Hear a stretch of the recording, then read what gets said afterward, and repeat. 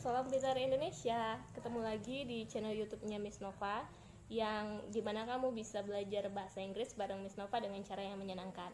Nah, kalau kemarin-kemarin di channel YouTube Miss Nova, kita udah ngebahas tentang tips-tips belajar bahasa Inggris yang baik, udah juga belajar tentang phrase yang bisa kamu hafalin supaya kamu bisa ngomong bahasa Inggris. Juga udah belajar tentang pronunciation atau pengucapan.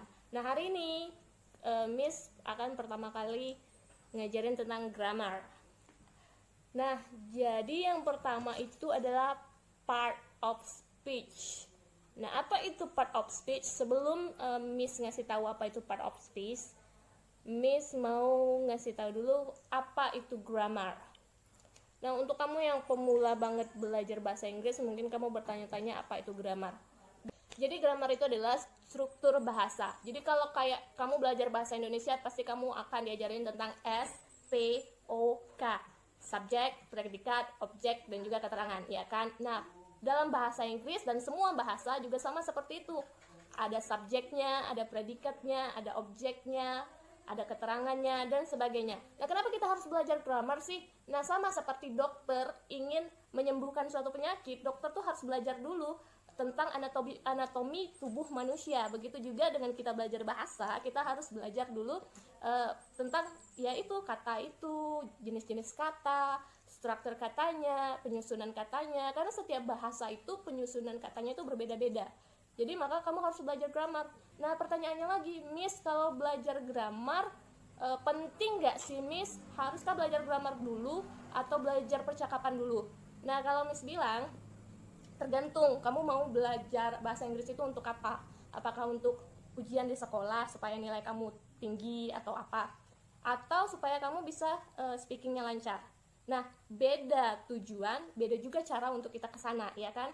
Jadi kalau misalnya kamu mau untuk ujian atau mau ikut tes TOEFL, mau kuliah dan sebagainya, ya kamu penting harus belajar grammar dulu. Tapi kalau seandainya kamu mau supaya meningkatkan speaking kamu, supaya kamu bisa ngomong bahasa Inggris dengan lancar, maka kamu harus gabungin duanya, sambil belajar grammar juga sambil belajar conversation, ya. Nanti misalkan buatin video tentang conversation, ya, jenis-jenis conversation dan sebagainya. Nah, lalu kita masuk ke part of speech. Apa itu part of speech? Part of speech adalah klasifikasi kata atau jenis-jenis kata. Kenapa sih kata-kata itu harus diklasifikasi, Miss? Ya, karena kata-kata itu memiliki fungsinya masing-masing. Belajar bahasa itu adalah belajar tentang kata dan kalimat, dan fungsi sebuah kata dalam membentuk kalimat itu sendiri. Ada suara. Lalu, Miss, apa aja sih jenis-jenis part of speech? Ya, part of speech ada beberapa buku grammar yang menyatakan bahwa part of speech itu ada 8, ada buku grammar yang menyatakan 9. Nah, di video kali ini Miss akan membahas 9, ya. Yang pertama, kita mulai aja dari noun. Apa itu noun? Noun itu adalah kata benda. Yang kedua adalah pronoun, kata ganti. Miss sebutkan dulu satu-satu, baru nanti Miss akan jelaskan hal-hal yang penting dari kesembilannya ini, ya. Noun itu adalah kata benda, noun. Lalu yang kedua pronoun atau kata ganti. Yang ketiga verb atau kata kerja. Yang keempat adjektif atau kata sifat. Yang kelima adverb, penjelas atau kata keterangan yang menerangkan adjektif dan verb. Lalu ada conjunction, preposition. Yang ketujuh. Yang kedelapan interjection, dan yang terakhir adalah determiners. Beberapa buku grammar enggak menjelaskan tentang determiners, tidak memasukkan determiners di dalam part of speech. Tapi ada beberapa buku grammar yang memasukkan determiners. Jadi Miss tetap ngebahas determiners karena menurut Miss nih determiners ini penting, ya. Oke, kita lanjut ke noun. Noun seperti yang saya bilang tadi adalah kata benda. Miss, maksudnya kata benda itu apa sih? Kata benda adalah kata yang digunakan untuk menamai sebuah benda. Lalu yang dimaksud benda itu apa? Nah, menurut Miss, benda itu adalah segala sesuatu yang dapat dirasakan oleh panca indera. Panca indera kita tuh ada mata, hidung, lidah, telinga, dan juga indera peraba atau kulit ya. Jadi kalau misalnya nih aroma, misalnya ada teman kita lagi kentut. Nah, kentut itu kata benda atau enggak sih? Kata benda ya, karena kentut itu bisa dirasakan oleh panca indera, yaitu hidung kita. Lalu misalnya angin, well, kita nggak bisa ngelihat angin, but kita bisa ngerasain angin dari panca indera kulit kita. Maka angin juga termasuk kata benda. Nah, kata benda itu sendiri terbagi dalam beberapa kelas. Yang pertama itu adalah common noun atau kata benda umum. Kata benda umum itu misalnya ya kayak apple, dog, cat, human, people, a river, etc. ya.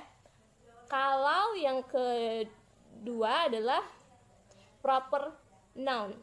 Oh ya, common noun itu dibagi dua lagi, yaitu countable and uncountable noun dan abstract dan concrete noun. Tapi kita akan ngebahas nanti. Kita bahas dulu proper noun.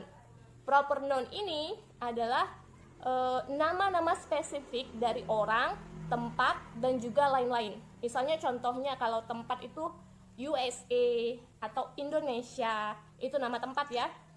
Dan biasanya dimulai dengan huruf kapital. Atau juga nama spesifik dari orang, misalnya Presiden Jokowi. Nah, nama Jokowi itu termasuk proper noun ya. Lalu kita masuk ke countable noun dan uncountable noun. Ini termasuk dalam common noun, tapi dia dibagi lagi. Kalau yang countable itu dapat dihitung. Jadi misalnya Miss punya jari 10, I can count all of them, so my fingers are countable noun. Misalnya lagi, you have 2 apples, kamu punya 2 apel, dan kamu bisa menghitungnya, berarti itu adalah countable noun. Yang selanjutnya adalah uncountable noun, yang tidak bisa dihitung. Kata benda tidak bisa dihitung, contohnya your hair. Lalu water. Lalu money. Money itu juga uncountable noun. Loh Miss, kenapa sih money uncountable noun? Money kan ada numbernya, ada jumlahnya. Oke, kenapa money itu uncountable noun? Karena money itu dipengaruhi oleh inflasi dan juga perbedaan mata uang.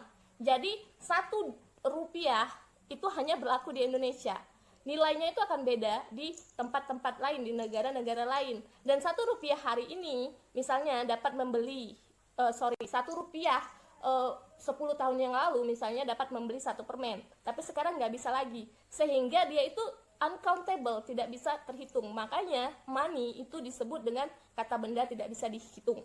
Ya udah tahu ya, jadi jangan lagi sebut money atau uang sebagai kata benda yang dapat dihitung. Lalu biasanya ya, kalau uncountable noun itu dihitung sebagai singular. Apa itu singular? Singular itu adalah kata benda 1, single ya. Tapi dia hanya bisa disandingkan dengan determiners yang tidak mengacu pada pengucapan jumlah atau nomor yang jelas. Nah, karena dia ini tidak terhitung, tidak terhingga, kita nggak bisa ngitungnya. Misalnya, you take sands in your hands. Kamu ambil pasir di tangan kamu coba hitung berapa pasir itu, pasti nggak bisa ya. Maka dia dihitung sebagai singular noun atau kata benda tunggal. Tetapi saat pengucapannya dia tidak boleh ada nomor, misalnya sand, nggak boleh, sebuah pasir itu nggak boleh. Tetapi harus mengucapkan misalnya dengan jumlah atau nomor yang tidak terlalu jelas, misalnya some atau beberapa, much banyak, a lot of, a bunch of. Uncountable itu bisa loh diubah menjadi countable nouns. Jadi kata benda yang tidak bisa dihitung dapat berubah menjadi benda yang bisa dihitung, kata benda yang bisa dihitung tergantung artinya di dalam sebuah kalimat. Contohnya nih, Miss kasih yang pertama, there is not enough light in here. There is not enough light in here. Tidak cukup cahaya di sini, atau pencahayaan di sini kurang gitu. Nah, kalimat yang kedua, we need another couple of lights. Perhatikan di kata light yang pertama itu tidak ditambah s. Sementara di kalimat kedua itu ditambah s di belakangnya, menjadi lights. Artinya yang pertama, di kalimat pertama, like itu adalah singular atau uncountable noun. Sementara di kalimat kedua, likes-nya itu jamak. Jadi dia countable noun, kata benda bisa dihitung. Loh, Miss, kok bisa? Gimana sih caranya?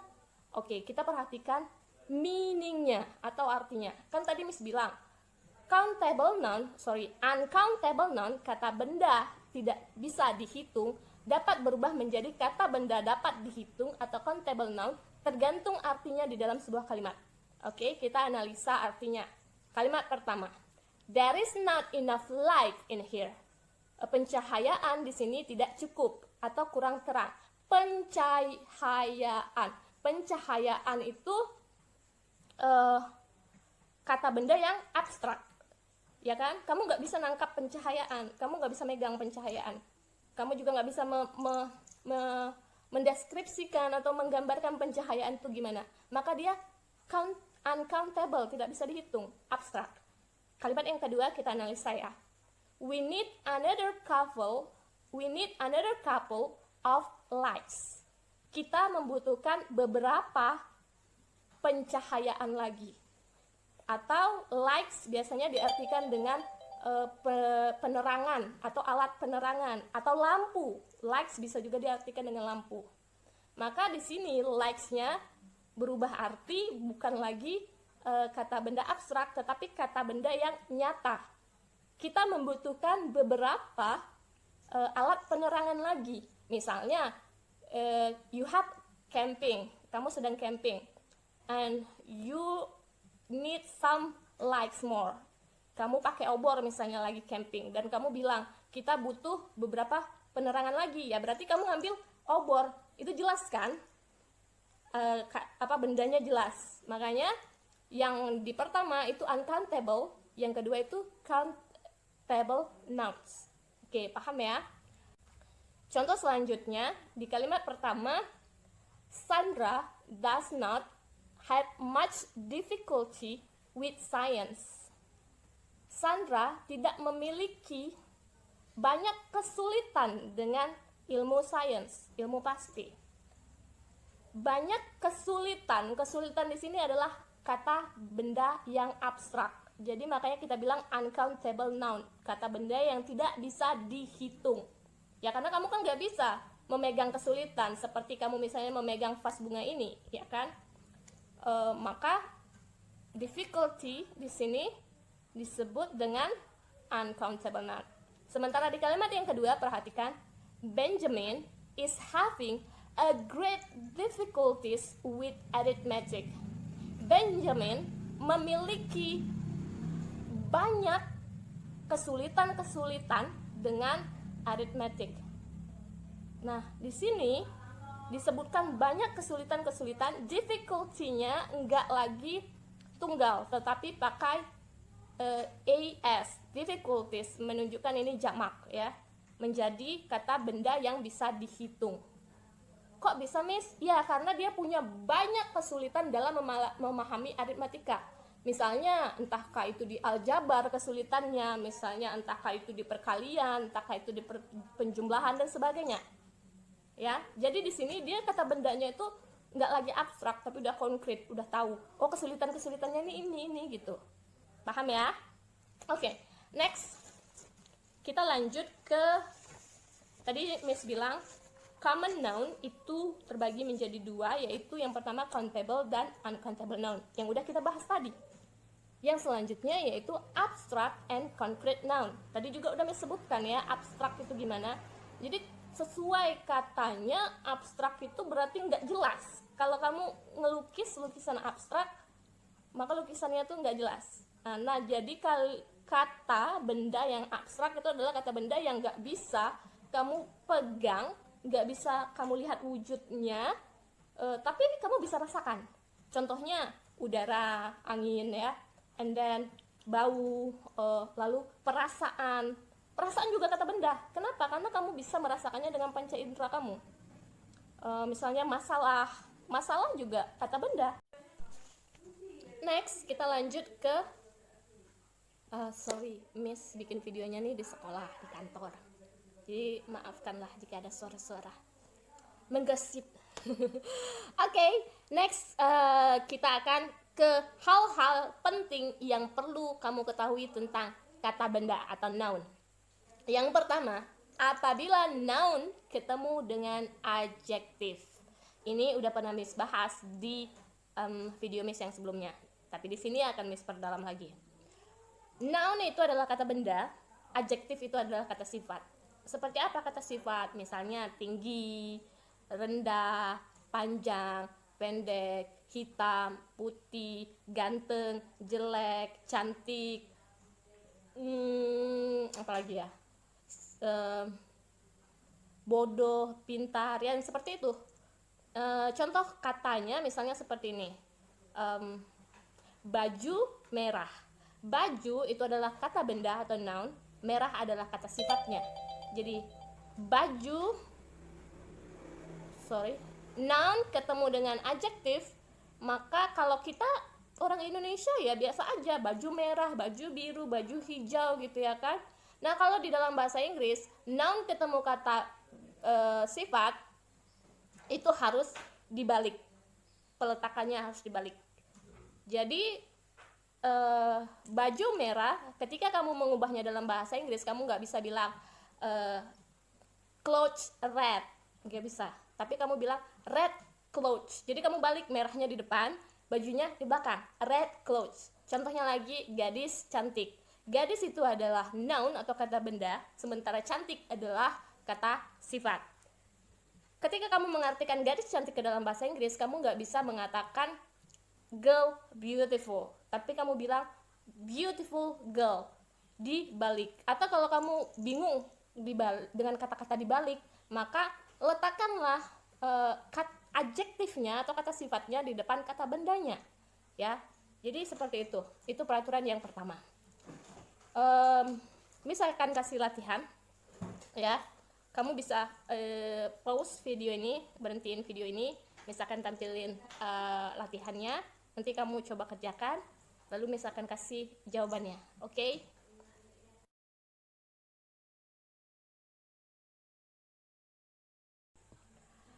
Oke, hal selanjutnya yang perlu kamu ketahui tentang noun, geser dulu ya, ketutupan wajah saya, yaitu singular and plural nouns. Singular tadi udah saya bahas, yaitu kata benda tunggal, seperti katanya singular itu berasal dari kata single, maka satu. Sementara plural nouns adalah kata benda jamak. Yang gimana yang dimaksud dengan jamak? Yaitu kata benda yang jumlahnya lebih daripada satu, bisa 2, 3, 4 dan seterusnya ya.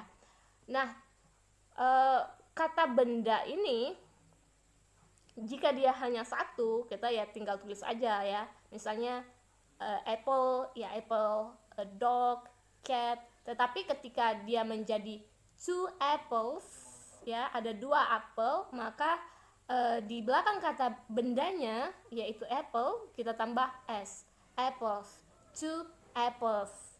Misalnya 3 anjing, 3 dogs, di belakang kata bendanya harus ditambah s. Nah, Miss akan buat video tentang ini nanti ya, lebih lengkapnya lagi tentang cara mengubah singular noun menjadi plural noun, karena ada beberapa kata benda yang tidak bisa hanya ditambah s, ada yang ditambah dengan is, dan ada juga kata benda plural yang diubahnya itu tidak beraturan ya. Misalnya seperti child, ketika dia tunggal kita sebutnya child, tapi ketika dia jamak misalnya 2 anak, maka kita bilangnya 2 children. Jadi kita nggak nambah s di belakang child, ya kan? Nah, itu nanti akan Miss bahas di video selanjutnya. Selanjutnya adalah kata kerja dan juga to be. Apabila seperti kita tahu tadi, noun itu adalah nama untuk segala hal. Segala hal ya termasuk juga subjek manusia gitu ya. Subjek itu ada saya, kamu, kita, I, you, we. Nah, ketika subjek itu tunggal, maka kita harus menambahkan s di belakang dari kata kerja. Contohnya misalnya gini, maksudnya kata subjek yang tunggal tuh hanya ada 3 ya. He, she, it. Dia perempuan, dia laki-laki, dan itu. Itu ini mengacu kepada hewan dan juga benda. Nah, itu tadi kita udah ngebahas tentang nouns atau kata benda. Selanjutnya kita beralih ke part of speech yang kedua, yaitu pronouns. Pronouns ini adalah kata ganti untuk subjek ya, atau untuk orang, atau untuk benda dan sebagainya. Kenapa kita membutuhkan pronouns? Contohnya misalnya gini, Andi pergi ke pasar kemarin. Andi membeli apel dan juga jeruk. Kemudian Andi pulang ke rumah. Ya, saya translate ke bahasa Inggris. Andy went to the market yesterday. Then Andy bought some apples, and then Andy went to home. Oke. Nah, kalau kamu terus-terusan menggunakan kata Andi di kalimat yang pertama, kalimat kedua, dan kalimat yang ketiga, kedengarannya seperti pengulangan yang redundant ya. Dan itu sangat monoton, gak enak ya. Kalau kamu di kalimat pertama kamu sebutin Andi, di kalimat kedua kamu sebutin Andi, di kalimat ketiga juga Andi. Itulah sebabnya kita membutuhkan pronouns atau kata ganti. Nah, untuk kata ganti itu ada yang namanya subject pronouns, object pronouns, dan juga possessive pronouns. Sebenarnya ada beberapa lagi, tapi yang akan saya bahas di sini hanya ada 3. Kita mulai dari subject pronoun, yaitu yang pertama, subjek itu subjek dasar ya, ada 7, yaitu I, saya, you, kamu, we, kita atau kami, they, mereka, he, untuk dia laki-laki, she, untuk dia perempuan, dan it bisa digunakan untuk benda maupun hewan. Jadi I itu memang sendiri ya, tetapi dalam kalimat present tense itu biasanya I tidak diartikan sebagai subjek yang tunggal ya. Yang diartikan subjek tunggal adalah he, she, dan it. Dia laki-laki, dia perempuan, dan itu atau ini. Sementara I, you, we, dan they itu termasuk subjek yang jamak ya, atau plural. Lalu misalnya begini, saya ingin mengatakan gini, adik saya dan temannya pergi ke kebun binatang misalnya. My brother and his friend go to the zoo. Ya, misalnya gitu kalimatnya, contoh kalimatnya. Jadi kata ganti yang saya gunakan untuk subject pronoun adik saya, my brother, and temannya, and his friends, itu apa? Ya, jadi itu ada 2 orang. Maka kita menggunakan subject pronounnya atau kata gantinya adalah they atau mereka. Adik saya dan temannya. Maka saya mengatakan mereka ya. Saya lanjutin contoh kalimatnya. My brother and his friend go to the zoo. They see a lot of animals in that zoo. Mereka melihat banyak binatang di kebun binatang tersebut. Ya, jadi di kalimat yang pertama saya bisa menggunakan my brother and his friends. Tapi kalau di kalimat kedua saya masih juga mengulang my brother and his friend, itu rasanya kayak apa ya? Kayak membosankan kalimat kamu itu. Makanya kamu harus menggunakan kata ganti tersebut, yaitu pronouns. Nah, ini buat yang belajar bahasa Inggris pemula ya, terutama murid-murid saya. Walaupun murid-murid saya udah SMP, itu banyak yang suka salah dalam menulis kalimat. Object pronouns. Oke, saya akan jelaskan apa bedanya subject pronouns dan object pronouns. Nah, di dalam kalimat itu ada subject, predicate, object. Kalau dalam bahasa Inggris, subject, verb, object.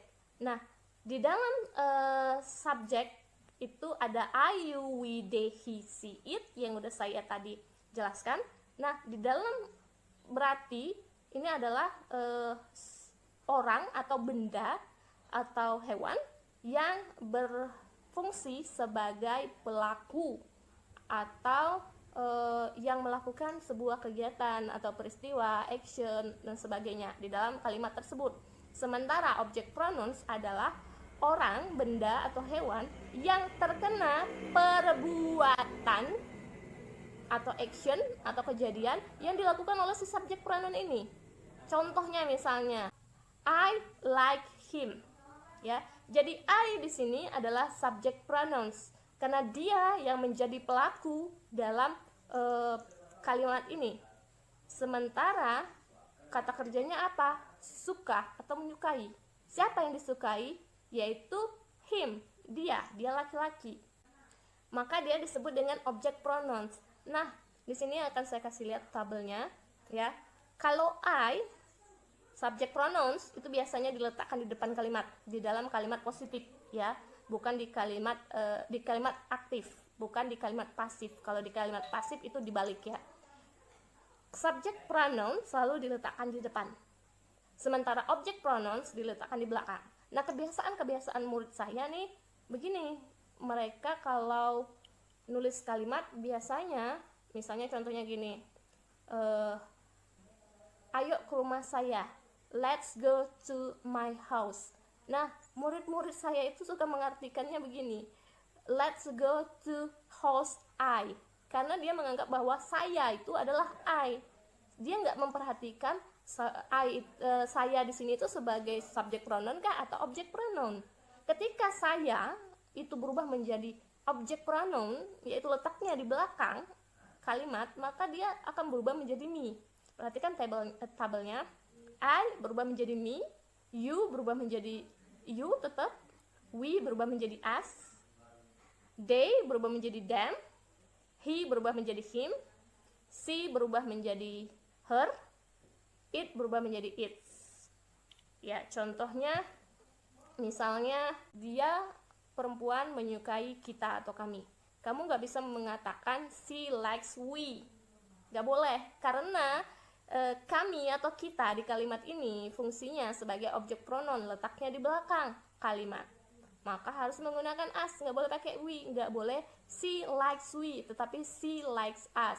Misalnya lagi, you like them, nggak boleh you like they, ya.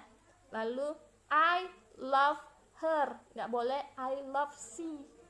Paham ya maksudnya? Jadi kalau dia di depan kalimat disebut dengan subject pronoun, kalau dia di belakang kalimat disebut dengan object pronouns. Apabila I di depan sebagai subject pronoun, me di belakang sebagai object pronoun. Begitu juga dengan you. Begitu juga dengan we sebagai subject pronoun, di belakangnya object pronoun, gitu ya. Well, itu di dalam kalimat aktif. Kalau di kalimat pasif gimana, Miss? Dibalik, kebalikannya, ya. Oke, tapi kalimat pasif nanti deh Miss jelaskan lagi di lain kesempatan. Yang penting kamu tahu ini dulu, kamu ngerti ini dulu. Oke? Yang ketiga adalah possessive pronouns.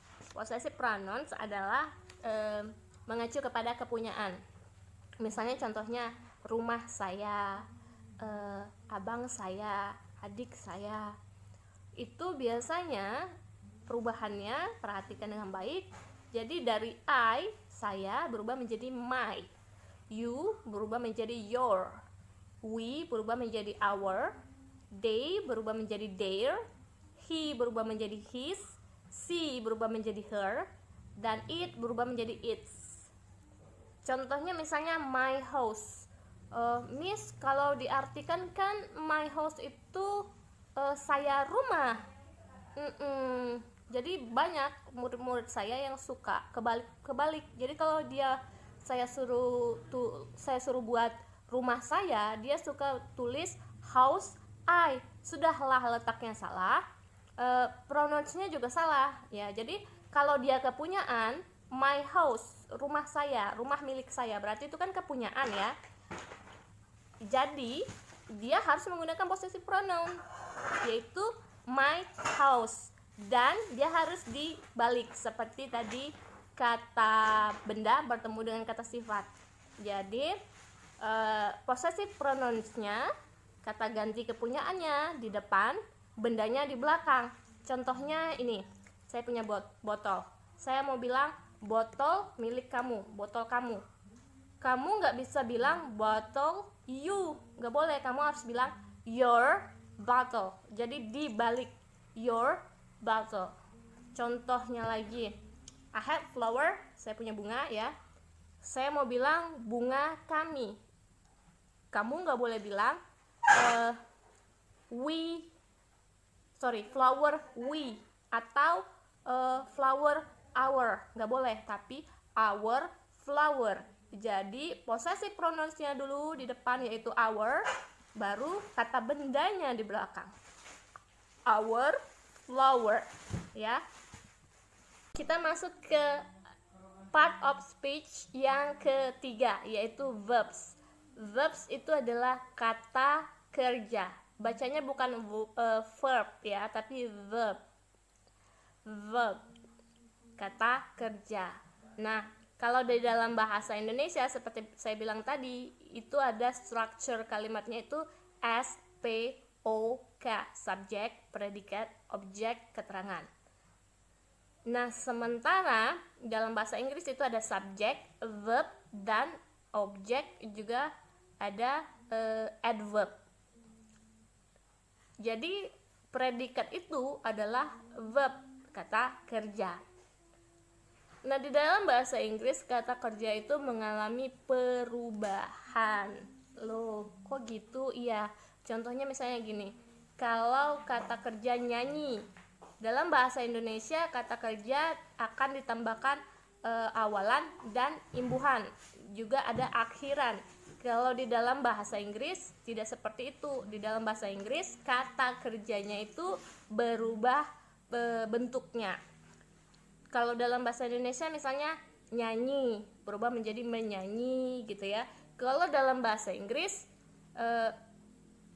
kalau dalam bahasa Indonesia nggak ada tuh nyanyi, nyanyu, nyanyo, nggak ada. Tapi kalau dalam bahasa Inggris ada, jadi dia sing, sang, sung gitu ya.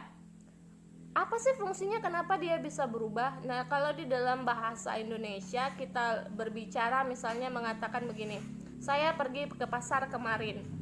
Kamu nggak perlu mengubah kata bendanya, nggak ada masalah. Yang penting kamu memasukkan keterangan waktu di sana.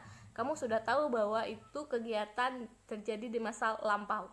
Kalau di dalam bahasa Inggris, kamu nggak perlu nambahin keterangan waktu sekalipun, asalkan kamu menggunakan tenses yang tepat untuk kalimat yang telah terjadi di masa lampau, maka kamu tetap tahu bahwa itu terjadi di masa yang lampau.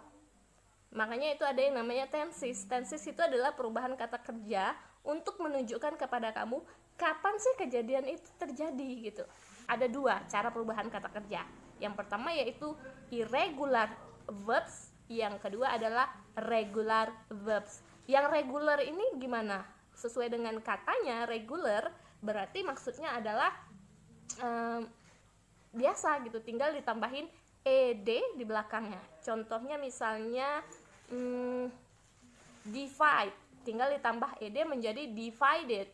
Sementara yang irregular ini nggak boleh hanya ditambahkan ed, tetapi kata kerjanya ini berubah, bukan hanya sekedar berubah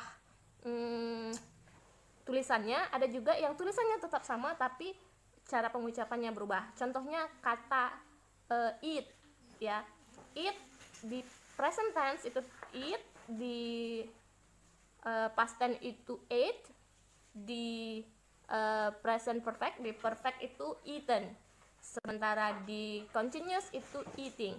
Jadi eat, ate, eaten, eating ya, jadi dia berubah. Ada juga yang sama sekali nggak berubah, ini tetap irregular verb tapi dia tidak berubah, baik itu di present, di past, di perfect, dan juga di continuous, yaitu misalnya cut. Di present dia tetap cut, di past juga dia cut, di perfect dia juga cut, di verb ing baru dia cutting ya. Contohnya lagi heard, tidak berubah. Kalau kalimatnya umum present tense maka dia tetap heard. Kalau di kalimat yang sudah lampau dia tetap heard. Di kalimat yang perfect dia tetap heard ya. Di kalimat continuous yang sedang berlangsung dia menjadi hurting. Oke.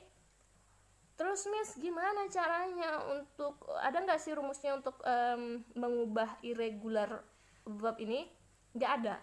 Kamu tetap harus ngafal, harus dihafal satu persatu. Sambil dibawa jalan aja, dibawa kamu ngobrol, dibawa kamu ngerjakan tugas-tugas, kamu bisa hafal dengan sendirinya nanti.